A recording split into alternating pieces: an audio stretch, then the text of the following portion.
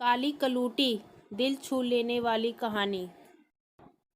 Platform पर ज़्यादा विकास कार्य नहीं हुआ था क्योंकि यहाँ कोई नगर या रिहायशी इलाका नहीं था, बस एक छोटा सा कस्बा था। प्लेटफॉर्म के नाम पर वहाँ एक बड़ा सा टीन शेड डला था और एक हॉलनुमा कमरा था, जहाँ से वहाँ रुकने वाली गाड़ियों में सवार होने वाले यात्रियों को टिकट मिलता था। इस पूरे हिस्से की साफ सफाई के लिए एक लड़की प्लेटफॉर्म पर एक कोने में रहती थी। अत्यधिक सांवली होने के कारण सभी लोग उसे कलूटी ही कहते थे। फिर यही उसका नाम हो गया। कलूटी को खुद याद नहीं था कि वह कहाँ से आई, कैसे आई। उसने तो जब से होश संभाला था स्वयं को वही प्लेटफॉर्म पर ही पाया था। बचपन से वो वहाँ झाड़ू बहारू करती आ रही थी। स्टेशन मास्टर से उसे खाने को भोजन और 50 रुपये प्रतिमाह वेतन तथा साल में 2 जोड़े कपड़े मिल जाते थे। स्टेशन मास्टर तो कई बदल चुके थे, मगर कलूटी वही की वही थी। बस उम्र बढ़ने के साथ साथ उसका शरीर बढ़ गया था। कुछ दिनों से उसे नए स्टेशन मास्टर का व्यवहार कुछ ठीक नहीं लग रहा था। जब भी वो अपना भोजन लेने उनके ऑफिस में जाती तो मास्टर की निगाहें उसे घूरती सी प्रतीत होती। इसी वजह से आज सुबह से मास्टर से उसे अपना भोजन मांगने तक की हिम्मत नहीं पड़ी थी। अब शाम हो गई थी, हालांकि उसका साहस अभी भी भोजन मांगने का नहीं हो रहा था, मगर पेट में भूख से चूहे दौड़ रहे थे। सारी गाड़ियां जा चुकी थी, इसलिए स्टेशन मास्टर भी थोड़ी देर में ऑफिस ताला लगाकर पास ही स्थित अपने घर जाने वाला था। रह जाएगी सिर्फ कलूटी, कंबल में लिपटकर खामोश पटरियों के बीच। हालांकि चौकीदार भी प्लेटफॉर्म पर रहता था, जो 20 वर्षों से कलूटी की पिता समान सुरक्षा भी कर रहा था, मगर आजकल वह छुट्टी लेकर काशी नहाने गया था। भूख महसूस होते ही कलूटी साहस जुटाकर स्टेशन मास्टर के ऑफिस की तरफ चल दी। ऑफिस में वो अलमारी में फाइल रखकर ताला डाल रहा था। कलूटी ने धीमे स्वर में कहा, मालिक खाना चाहिए। स्टेशन मास्टर ने एक नज़र उसके बदसूरत शरीर पर डाली, फिर क्रूर मुस्कान के साथ चाशनी लपेटे शब्दों में बोला, वहाँ क्यों खड़ी हो कलूटी, अंदर आओ, वहाँ मेज पर तुम्हारा खाना है, ले लो। कलूटी सहमे कदमों से मेज की तरफ बढ़ने लगी।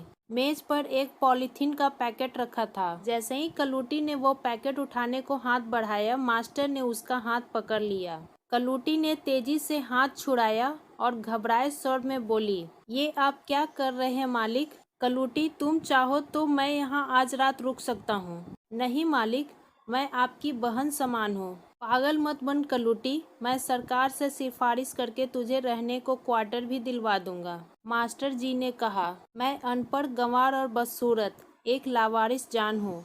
किसी दिन नाली में लाश फेंका जाएगा, मगर आप काहे को इतना बड़ा पाप करके अपना जन्म खराब करते हो?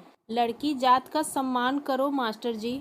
कलूटी भारी स्वर में बोली, अच्छा तो आज हम मालिक से मास्टर जी हो गए।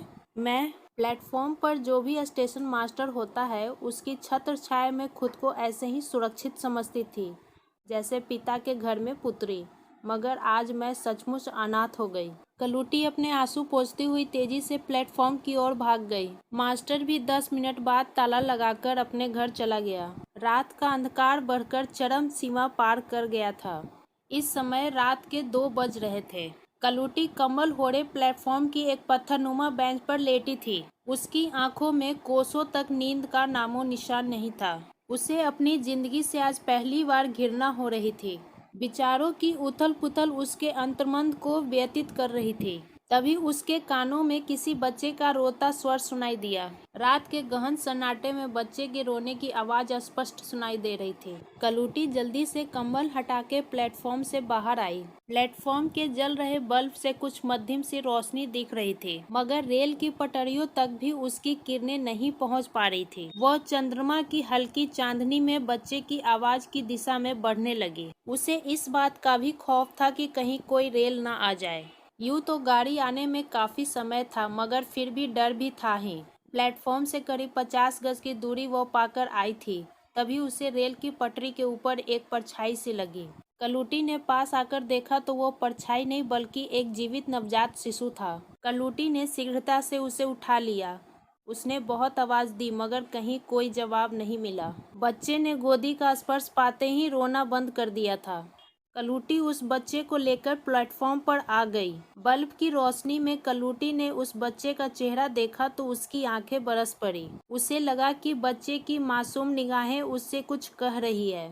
कलूटी उसे अपने सीने से लगाकर भारी स्वर में बोली, बेटा, इस पढ़ी लिखी दुनिया में सब उजले हैं। लावारिसों की भीड़ लगा दी है इनके कुकर्मों ने। सब गोरे भले ही दिखते हैं मगर हैं सब मन के काले। लेकिन कलूटी तुझे मरने के लिए नहीं छोड़ेगी। मैं तुझे सुबह होते ही यहाँ से दूर ले जाऊंगी। सुबह जब स्टेशन मास्टर अपने काम पर आए तो उसे कलूटी दिखाई नहीं दी।